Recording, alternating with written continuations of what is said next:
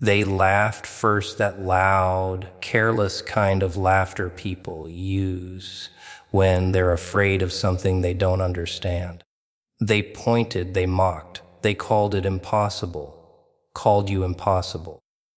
Funny thing about crowds, they're brave when you're small, when you're struggling, when your dreams look like jokes written in the margins of reality. But silence is where it starts to shift. Not their silence, yours. The kind where you stop explaining, stop proving, stop asking for permission. You disappear into the work while they keep performing for each other, clinging to comfort, worshiping average. And then one day the noise flips. The same voices that laugh, they hesitate, they whisper. They rewrite history to pretend they always believed. Because success doesn't argue back, it just stands there, undeniable, unbothered, almost cruel in how effortlessly it replaces doubt with awe. And that's the part they never see coming, the moment when being underestimated stops being an insult and starts becoming your greatest advantage. They laughed because they couldn't see the vision. Not because it wasn't there, but because it didn't fit inside the tiny little boxes they call reality. People love what they understand, and they destroy what they don't. It makes them feel safe. You ever notice that? The moment you step outside the script they've been rehearsing their whole lives, you become a joke, a target, a story they tell each other just to feel a little less small. They look at you and see confusion, risk, uncertainty, but what really terrifies them is the mirror you hold up without even trying. Because deep down, they know they traded their imagination for approval a long time ago. So they laugh, loud, dramatic, almost desperate.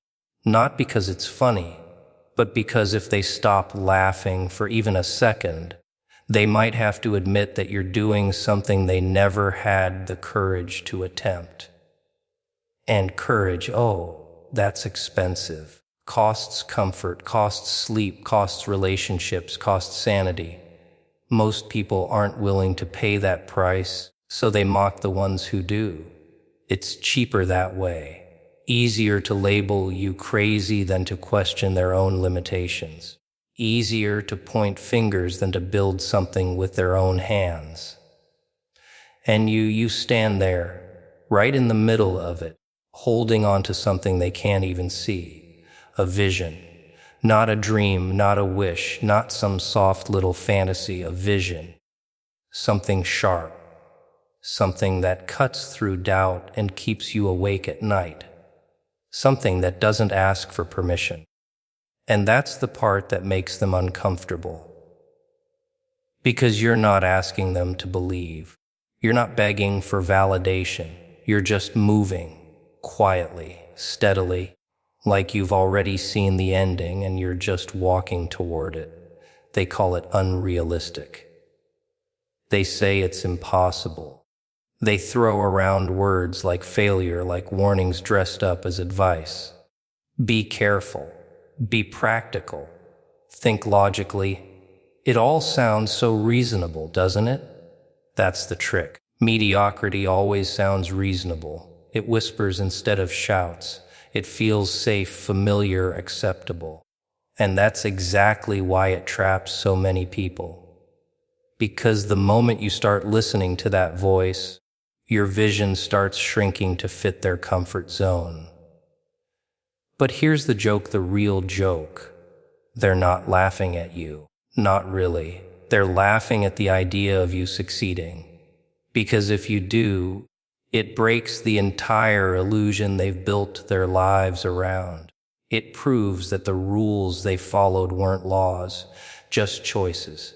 It exposes the fact that they settled, and nobody likes to confront that. So they laugh louder, mock harder.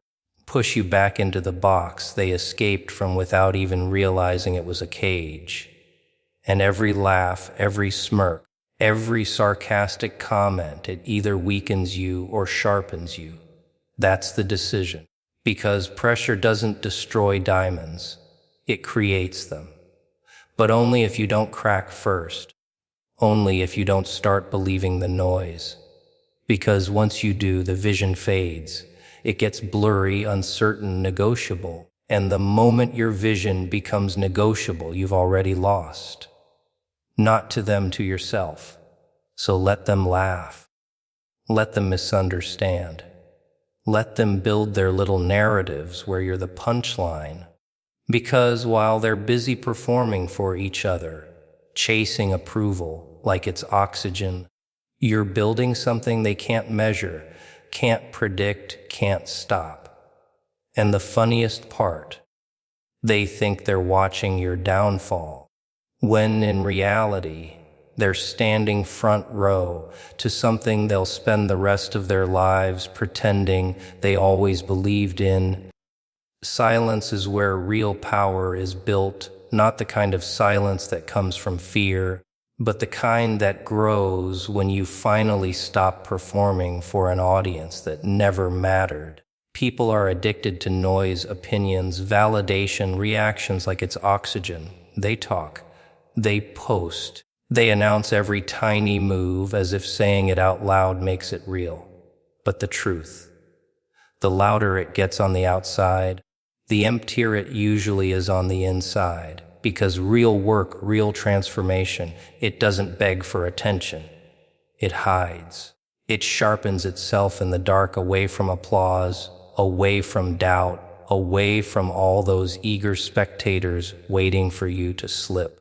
You start to notice it when you pull back, when you stop explaining your plans to people who only know how to dissect them. When you stop arguing, stop defending, stop trying to convince the world that you're onto something. There's a shift, subtle, almost unsettling. The noise fades and suddenly it's just you and that uncomfortable quiet. No claps, no reassurance. Just your thoughts staring back at you like a mirror you can't look away from. And that's where most people run. They fill that silence as fast as they can, scrolling, talking, distracting, anything to avoid facing what's really there. But if you don't run, if you sit in it, breathe in it, let it stretch and press against you, something changes. The silence stops feeling empty and starts feeling controlled, like you've stepped out of chaos and into something deliberate. You begin to hear things you couldn't before, not voices, clarity, patterns, weaknesses, ideas that were drowned out by all that external noise. It's almost unsettling how sharp everything becomes when you're not constantly reacting. And while everyone else is busy broadcasting their intentions, you're quietly building yours. No announcements, no countdowns, just action, repetition, obsession. The kind of work that doesn't look impressive from the outside because no one's there to see it. That's the part people don't understand. They think power comes from being seen, from being recognized, from being loud enough to dominate the room. But real power, it's built in rooms nobody knows you're in. It's forged in hours that don't get recorded, in failures that don't get posted, in progress that doesn't get applause. There's something unsettling about a person who moves in silence. No clues, no warnings, no need to prove anything. People don't know how to read you, and that makes them uncomfortable. They start guessing, assuming, filling in the blanks with their own fears. Because when they can't hear you, they can't predict you. And when they can't predict you, they lose control over the story they've been telling themselves about you. And that's when silence becomes more than just absence. It becomes strategy. You're not quiet because you have nothing to say. You're quiet because you've realized most things don't need to be said at all. Words are cheap. Promises are cheap. Even confidence can be faked if you talk about it long enough. But results Results don't make noise until it's too late for anyone to ignore them. So you stay quiet. You let them wonder. Let them underestimate. Let them assume you've stopped, slowed down, disappeared. Because while they're busy measuring each other by volume, you're measuring yourself by progress. And progress doesn't need witnesses. It doesn't need approval. It doesn't need to be understood in the moment. It just needs to keep moving, steady and relentless, underneath all that silence where nobody's looking, where nobody's clapping, where nobody's laughing anymore, just waiting for something they can't quite explain to finally break through and make all that quiet impossible to ignore. Stop explaining, start executing, because every explanation you give is just another invitation for doubt to walk in and make itself comfortable. Funny how people suddenly become experts the moment you tell them your plans. They don't build, they don't risk, they don't bleed for anything, but they'll analyze your vision like it's a problem that needs fixing. And you stand there, trying to translate something that was never meant to be understood in words, shrinking it, simplifying it, watering it down just so it fits inside their limited imagination. That's the trap. The more you explain, the more you lose it. See, explanations come from a need to be understood, to be accepted, to be validated. And that need, it's dangerous. Because once you start needing their approval, you start adjusting your path to keep them comfortable. You tweak your ideas, delay your moves, second, guess your instincts, all to avoid that look on their face when they don't get it. But they were never supposed to get it. If they could see what you see, they'd already be doing what you're trying to do. The gap between you and them isn't intelligence. It's perspective. And perspective can't be handed over in a conversation. Execution, though, that's different. Execution doesn't ask for permission. It doesn't wait for consensus. It doesn't care if the room agrees or disagrees. It moves quietly, consistently, almost cold in the way it ignores everything that doesn't contribute to progress. While you're explaining, you're standing still. While you're defending your idea, time is moving forward without you. And time doesn't care how good your explanation sounded. It only respects what actually gets done. People love to talk about what they're going to do. It gives them a temporary high, like they've already achieved something just by saying it out loud. They paint these perfect pictures with their words, get a few nods, a little encouragement, maybe even some praise, and then they stop because the reward came too early. The execution never had a chance. Words replaced action, and action quietly disappeared. But when you stop explaining, something shifts. You pull that energy back. You stop leaking your vision into conversations that go nowhere. You keep it contained, focused, almost guarded. And suddenly, all that time you used to spend talking is free. Free to build, to experiment, to fail in private, to improve without an audience watching your every move. It's uncomfortable at first. People start asking questions. What are you doing?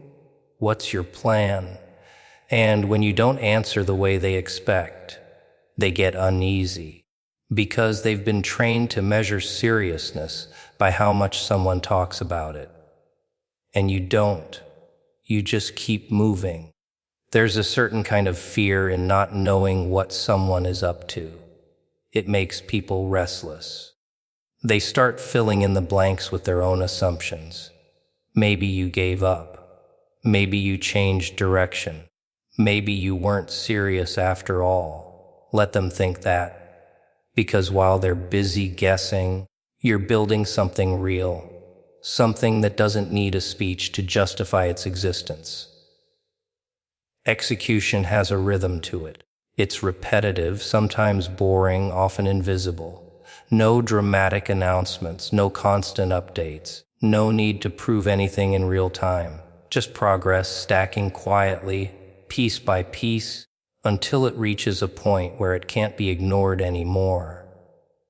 And that's when the roles reverse. The same people who needed explanations, now they're asking for them. The same voices that questioned you, now they're trying to understand how you did it.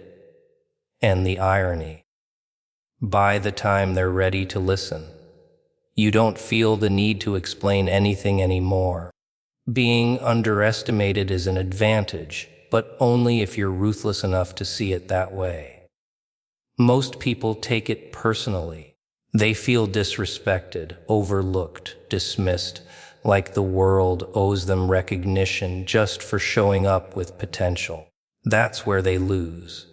Because the moment you start craving acknowledgement, you start reacting to every slight, every doubt, every raised eyebrow like it's a challenge you need to answer immediately. And suddenly, you're not building anymore. You're performing, trying to prove something to people who already decided what they think about you. But being underestimated, that's freedom. Poor, dangerous freedom. No expectations, no pressure to maintain an image, no one watching closely enough to interfere. You get to move without resistance because nobody believes you're going anywhere worth blocking. They don't prepare for you. They don't study you. They don't take precautions against you. You exist in their blind spot, and that's the most powerful place to be if you know how to use it. See, when people underestimate you, they reveal more about themselves than they do about you. They show their limits, their assumptions, the narrow way they measure potential. They look at your current position and decide your future based on that snapshot, as if growth isn't real, as if transformation is some kind of myth. It's lazy thinking, comfortable thinking. And comfort is slow. It reacts late. It adapts even slower. Meanwhile, you're evolving in ways they can't track because they stop paying attention too early. That's the beauty of it. They think they've already figured you out, so they stop updating their perception. And while they're stuck with an outdated version of you in their mind, you're becoming something else entirely, sharper, faster, more focused. By the time they notice the change, it's already too late to adjust.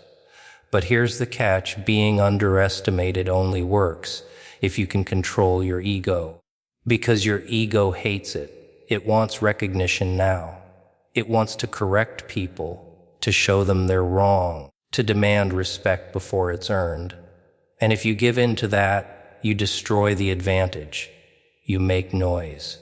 You draw attention. You invite resistance.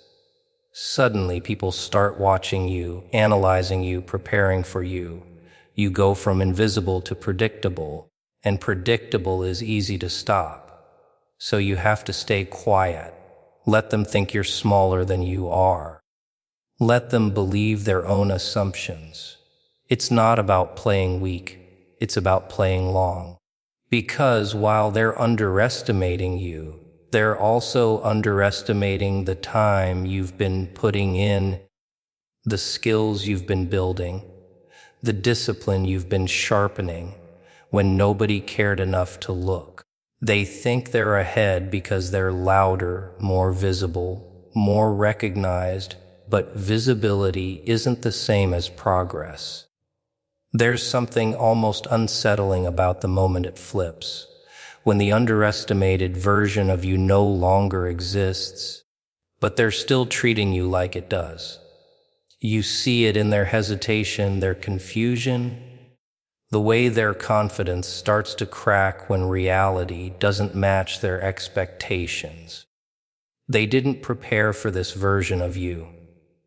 They didn't even consider it possible. And now they're forced to react instead of control. And reaction is always slower than intention.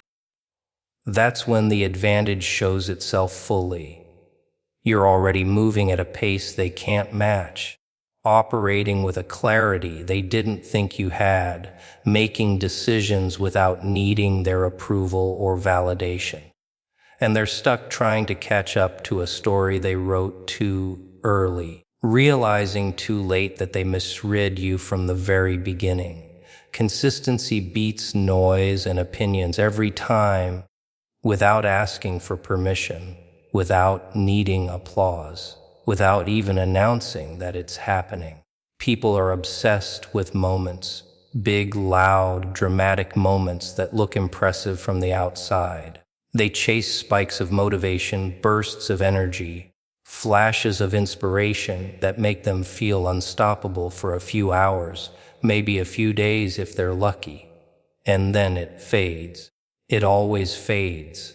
Because noise burns fast. It's exciting, it's addictive, it feels powerful, but it doesn't last. Consistency, though consistency is quiet, boring even, repetitive in a way that makes most people uncomfortable. Doing the same thing over and over again, without immediate results, without recognition, without anyone telling you you're on the right track. That's where people break. Not because it's hard in a dramatic way, but because it's hard in a slow, invisible way. There's no instant reward, no proof that it's working. Just faith, and most people don't have the patience for that. So they turn to opinions instead. They listen to what everyone else is saying, what's trending, what's popular, what gets attention right now. They adjust their direction based on noise, chasing approval like it's some kind of compass. One day they're confident, the next day they're unsure, all because someone else had something to say. And that's the problem with opinions, they change. Constantly. What people praise today, they'll criticize tomorrow. What they ignore now, they might worship later. If you build your path on that, you're building on something unstable. Consistency doesn't care about any of that. It doesn't react. It doesn't adjust based on applause or criticism. It just continues. Same effort, same focus, same commitment, whether anyone's watching or not. And that's what makes it so dangerous, because while everyone else is distracted by noise, by trends, by what people think, consistency is stacking results in the background, slowly at first, almost invisible. Easy to dismiss, easy to underestimate. That's why people don't respect it early on. They look at someone being consistent and think it's nothing special. Anyone can do that, they say, and they're right, anyone can, but almost no one does. Not for long enough. Not without needing validation. Not without getting bored, distracted, discouraged. Because consistency demands discipline, and discipline doesn't feel good. It doesn't give you that rush of excitement. It just asks you to show up again, and again, and again. And while they're chasing excitement, you're building momentum. Quiet, steady momentum that doesn't look impressive until it suddenly is. Because consistency compounds. One small action turns into another, then another, stacking over time until the gap between you and everyone else becomes impossible to ignore. And by the time they notice, it feels like it happened overnight, like you just appeared out of nowhere, fully formed, successful, ahead. But it wasn't overnight. It was every day they weren't paying attention. Every moment they chose noise over discipline, opinions over focus, excitement over repetition. While they were reacting, you were building. While they were talking, you were doing. While they were doubting, you were continuing. And that's the thing about consistency. It doesn't argue. It doesn't defend itself. It doesn't need to prove anything in the moment. It just keeps going until the results speak so loudly that all the noise and all the opinions that once surrounded you start to sound exactly like what they always were: irrelevant. Success doesn't argue, it proves. And that's what makes it so unsettling to people who built their confidence on words instead of results. See, arguments are comfortable. They give you the illusion of control. You can defend your ideas, twist perspectives, win a room with the right tone, the right phrases, the right timing. You can sound powerful without ever having to be powerful. And most people live right there, in that space where talking feels like progress and convincing feels like achievement. But success, real success, it doesn't step into that arena. It doesn't raise its voice, doesn't try to out-act doubt, doesn't chase approval like it's something to be earned through debate. It just shows up, solid, undeniable, almost disrespectful in how little it cares about what was said before it arrived. Because once results exist, arguments become unnecessary. You can't debate reality. You can't out-talk proof.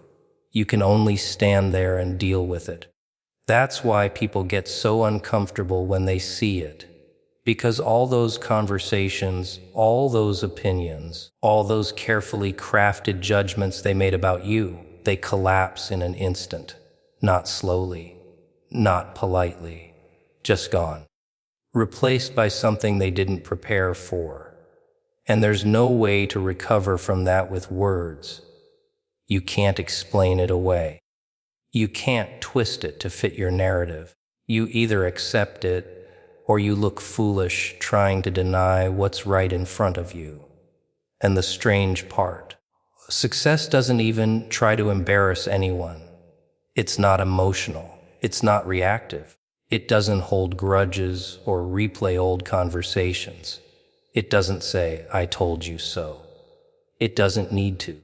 The proof itself does all the talking without saying a single word. That's the difference. Words need energy. They need effort. They need attention. Proof just exists. And its existence is louder than anything you could ever say. People who rely on arguments are always looking for a response. They want engagement, resistance, something to push against so they can feel significant. But success doesn't give them that. It doesn't respond. It doesn't participate. It moves past them like they were never part of the equation. And that's what really gets under their skin, being ignored by something they can't challenge. Because deep down, they know the truth. If you have to keep explaining yourself, defending yourself, convincing people over and over again, you don't have proof yet. You have potential maybe. You have ideas. But you don't have something solid enough to stand on its own. And that's okay unless you stay there. Unless you get comfortable in that loop of talking instead of building, arguing instead of executing. The shift happens when you stop needing to be understood in real time. When you stop responding to every doubt, every criticism, every opinion thrown your way. You redirect that energy into something tangible, something that doesn't need interpretation, something that doesn't rely on belief to exist. And it takes time, longer than most people are willing to wait. Because during that time the arguments keep coming. The doubts don't stop just because you decided to go quiet. If anything, they get louder, but you don't answer them. Not anymore. You let them talk. You let them speculate, criticize, underestimate. Because you're working towards something that will eventually make all of that irrelevant. Not by silencing them, but by outgrowing the need to respond at all. And when it finally shows up, that result, that outcome, that undeniable shift, it doesn't ask for attention. It takes it effortlessly, completely, leaving behind all those unfinished arguments, all those loud opinions, All those voices that once demanded answers, standing there with nothing left to say and no way to say it anymore. Let results rewrite their story, because people don't remember what you said nearly as much as they remember how things turned out. That's the part nobody tells you when you're standing there, trying to defend yourself, trying to correct their assumptions, trying to fix the way they see you. You think if you just explain it better, argue a little sharper, show a little more emotion, they'll finally understand. But they won't. Not because they're incapable, but because they're not interested in changing the story yet. People get attached to their versions of you. It's comfortable, predictable, easy to manage. So they create narratives, simple ones, convenient ones. You're not ready. You're not capable. You're all talk.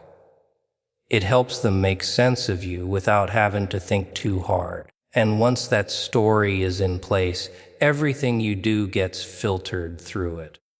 Every move you make becomes proof of what they already believe. If you struggle, it confirms their doubts. If you push forward, they call it luck or temporary. If you speak up, they say you're overconfident. It's a rigged game, and the rules were written before you even knew you were playing. That's why trying to rewrite their story with words is pointless. You're arguing inside a script you didn't create. You're reacting to a version of yourself that only exists in their head. And no matter how much you say, it won't stick, because words are flexible. They can be twisted, ignored, reinterpreted. They don't force change. They just invite more debate. Results don't ask for interpretation. They confront it. They walk into the middle of that carefully constructed story and start breaking it apart, piece by piece. Not loudly, not dramatically, just undeniably. And the beautiful part, you don't have to announce it. You don't have to point it out. The shift happens whether they're ready for it or not. At first they resist. Of course they do. Changing their story means admitting they were wrong, and people hate that. So they downplay it. They minimize your progress, look for flaws, try to squeeze your success back into the old narrative. It's just luck. It won't last. Anyone could have done that. It's almost instinctive. A last attempt to protect the version of reality they're comfortable with. But results keep stacking, quietly, consistently. And that's where the pressure builds. Because one result can be dismissed, but 10, 20, a pattern starts to form. And patterns are harder to ignore. They don't just challenge the story, they replace it. Slowly at first, then all at once. And you can see it happening. The hesitation in their voice, the shift in their tone, the way they start choosing their words more carefully, like they're trying to keep up with a reality that's moving faster than they expected. And then comes the rewrite. Subtle, almost invisible. They start adjusting the narrative to protect themselves. I knew they had potential. I always thought they'd figure it out. It's not about you anymore. It's about preserving their own image. Because if they admit they misjudged you completely, they have to question their own judgment, their own perspective, their own limitations. And that's a door most people don't want to open. So they rewrite the story in a way that keeps them comfortable. And you let them. You don't correct it. You don't remind them of what they said before. You don't replay the old conversations or demand acknowledgement. Because none of that matters anymore. The story isn't yours to manage, it never was. What matters is that reality changed. Not through argument, not through explanation, not through forcing anyone to see you differently, but through results that made the old version of you impossible to believe in anymore. And once that happens, once the gap between who they thought you were and who you've become gets too wide to ignore, the story rewrites itself without your permission, without your involvement, without your voice even being part of it, just shaped by what you did while they were busy deciding who you could never be.